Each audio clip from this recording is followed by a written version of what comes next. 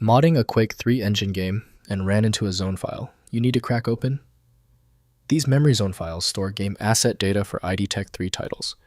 I'm Evan Brooks, Certified Support Engineer, and I'll show you how to access and work with these Quake 3 zone files. If the file is truly locked down, we need to bring out the big guns. I have a hidden file viewer that serves as our ultimate solution for ZONE problems. See below for my top choice. Gamers and modders encounter ZONE files in games built on the ID Tech 3 engine, such as early Call of Duty titles. They are typically looking to troubleshoot game errors, install mods, or understand the game's data structure. The file contains localized assets like text strings, models, and scripts for a specific map or level.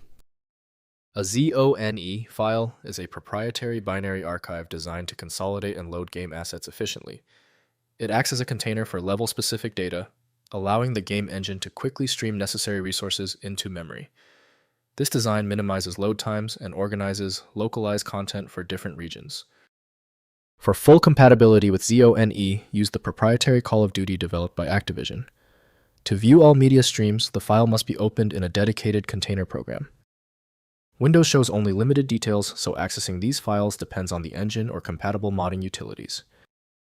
Your reliable starting move is the Open With action. Right-click the ZONE file and select Open With. If Call of Duty is installed, use it. If not, choose another program. We must find the app that claims the file. When your ZONE file does not open, it is usually a small issue. This ZONE format requires a precision approach. The error isn't random. Let's go through this quick checklist to ensure every necessary component is verified. First, loading in-game engine. Place the zone file in the appropriate game directory, typically the BaseEQ3 folder or modification directory. The Quake 3 engine automatically loads zone files at startup. Launch the game and the assets contained in the zone file become available for use during gameplay sessions. Next, opening with modding tools. Use Quake 3 modding tools such as Q3 Radiant or GTK Radiant, which can read zone file contents during level editing. These tools parse the zone structure to display included assets, allowing modders to reference textures and models when creating custom maps and modifications. Finally, extracting with Hex Editor. Open the zone file in HXD or 010 editor to inspect the binary structure manually.